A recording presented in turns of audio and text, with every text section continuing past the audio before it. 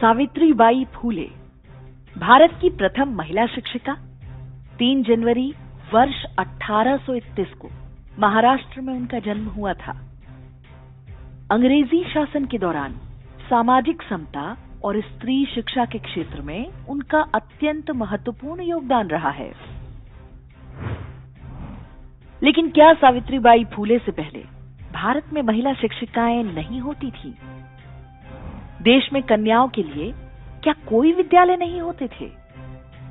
क्या सावित्रीबाई फूले से पहले भारत में लड़कियां पढ़ती लिखती नहीं थीं? यदि सावित्रीबाई फूले प्रथम महिला शिक्षिका थीं, तो होती विद्यालंकार, रूपमंजरी देवी, आनंदमयी देवी, हरकुंवर और पद्मजा देवी जैसी महिलाएं कौन थीं? संभव है कि आज अधिकांश लोगों ने उनके नाम भी न सुने हों। हमें बचपन से ही रटा दिया गया है कि अंग्रेजों के आने के बाद पैदा हुई सावित्रीबाई फूले भारत की पहली महिला शिक्षिका थीं। उन्होंने ही पहली बार कन्याओं का विद्यालय आरंभ किया। लेकिन इसका सच क्या है, ये जानकर आपको आश्चर्य होगा। सावित्रीबाई फूले के जन्म से बहुत पहले बंगाल में होती नाम की एक विदुषी महिला हुआ करती थी। उनका जन्म वर्ष 1740 के आसपास था। होती संस्कृत काव्य, न्याय शास्त्र, गणित और आयुर्वेद की ज्ञाता थी। उन्होंने काशी में कन्याओं के लिए एक विशाल गुरुकुल स्थापित किया था। काशी के पंडितों ने उन्हें विद्यालंकार की उपाधि दी थी, जिसके बाद उन्हें होती विद्यालंकार के नाम से जाना गया। वर्ष 1810 में उनका निधन हो गया। अंग्रेज मिशनरी विलियम वार्ड ने 1811 में प्रकाशित अपनी पुस्तक में होती विद्यालंकार का वर्णन किया है। इसके अनुसार उनके गुरुकुल में देश भर से छात्र छात्राएं अध्ययन हेतु आते थे। हर कोई विद्यालंकार के नाम से उनका सम्मान करता था। होती विद्यालंकार के जन्म के कुछ दशक बाद रूपमंजरी देवी का जन्म हुआ था। वो भी बंगाल के पूर्व वर्धमान जिले की रहने वाली थी। रूपमंजरी देवी ने बचपन में पड़ोसी गांव के एक विद्यालय में शिक्षा प्राप्त की थी। वो आयुर्वेद की ज्ञाता थी। उन्होंने भी कन्याओं के लिए विद्यालय की स्थापना की थी और जीवन भर अविवाहित रहकर पठन पाठन का काम करती रहीं। रूपमंजरी देवी को भी विद्यालंकार की उपाधि मिली थी। लोग उन्हें होतू विद्यालंकार के नाम से भी पुकारते थे। वर्ष 1875 में 100 वर्ष की आयु में रूपमंजरी देवी का निधन हो गया। वर्ष 1935 में दिनेश चंद्र सेन ने greater Bengal a social history नामक पुस्तक लिखी थी। इसमें होती विद्यालंकार और रूपमंजरी देवी के अतिरिक्त बंगाल की कई अन्य विदुषियों का भी वर्णन किया गया है। वर्ष 1850 में गुजरात के कर्णावती में हरकुंवर सेठानी ने लड़कियों का स्कूल स्थापित किया था। इसका नाम मगनलाल करमचंद कन्या विद्यालय था। ये भी सावित्रीबाई फूले के विद्यालय से 1 वर्ष पहले बना था। भारत में स्त्रियों की शिक्षा को हमेशा बहुत महत्व दिया गया।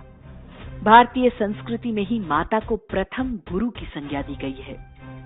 महर्षि वेदव्यास के अनुसार पितुरप्यधिका माता गर्भधारण पोषणात् अतो हि त्रिषु लोकेषु नास्ति मात्रे समो गुरुः। ऐसा कोई साक्ष्य नहीं मिलता कि भारतीय संस्कृति में कन्याओं की शिक्षा पर कभी कोई प्रतिबंध रहा हो। तो फिर सावित्रीबाई फूले का पहली महिला शिक्षिका होने का झूठ किसने और क्यों फैलाया? इसे समझने के लिए कुछ तथ्यों पर ध्यान देना आवश्यक है। सावित्रीबाई फूले के विद्यालय को ईसाई मिशनरियों और ईस्ट इंडिया कंपनी का समर्थन प्राप्त था। उन्होंने अंग्रेजी शासन और ईसाई मजहब की प्रशंसा में कविताएं भी लिखी हैं। 16 नवंबर 1852 को अंग्रेजों ने उन्हें बेस्ट टीचर का पुरस्कार दिया था। ये लॉर्ड मैकॉले के बाद का समय था। भारतीयों को मानसिक रूप से गुलाम बनाने की उसकी नीति पर काम आरंभ हो चुका था। ये प्रश्न उठना स्वाभाविक है कि सावित्रीबाई फूले के प्रति ब्रिटिश अधिकारियों के सद्भाव का क्या कारण रहा होगा? सावित्रीबाई फूले पर स्कूल जाते समय कीचड़ और गोबर फेंके जाने की बात कही जाती है, लेकिन इनका कोई प्रामाणिक साक्ष्य नहीं मिलता। सावित्रीबाई फूले के जन्म से पहले ही अंग्रेजों ने भारत में अपनी पकड़ मजबूत बना ली थी।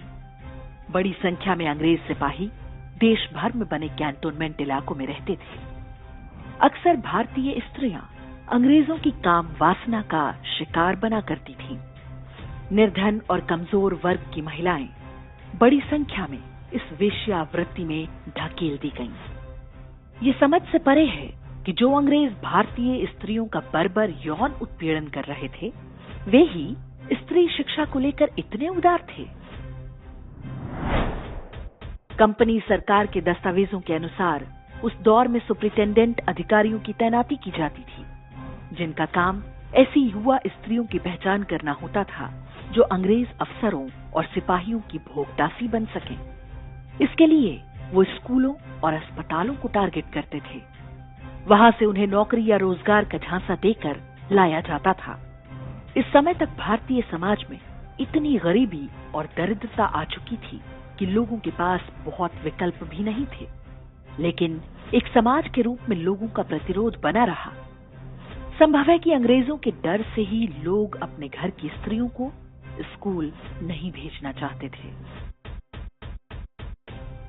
हमने जिन होती विद्यालंकार के बारे में बताया, वो बहुत सामान्य परिवार में जन्मी थी। वो बचपन में ही विधवा हो गई थी।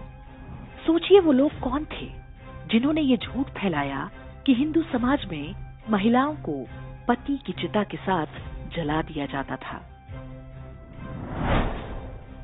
सावित्रीबाई फूले के योगदान पर हम कोई प्रश्न नहीं उठाना चाहते, लेकिन उनका नाम लेकर भारतीय समाज और हिंदू धर्म को कलंकित करने का प्रयास लंबे समय से होता रहा है। भारतीय समाज में स्त्री शिक्षकों की प्राचीन परंपरा रही है। भारतीयों में अपनी संस्कृति और समाज के लिए हीन भावना डालने के लिए अंग्रेजों ने कुछ झूठ गढ़े। स्वतंत्रता के बाद काले अंग्रेजों ने उन झूठों को दोहराना जारी रखा और आज हम सब ने उन झूठों को ही सत्य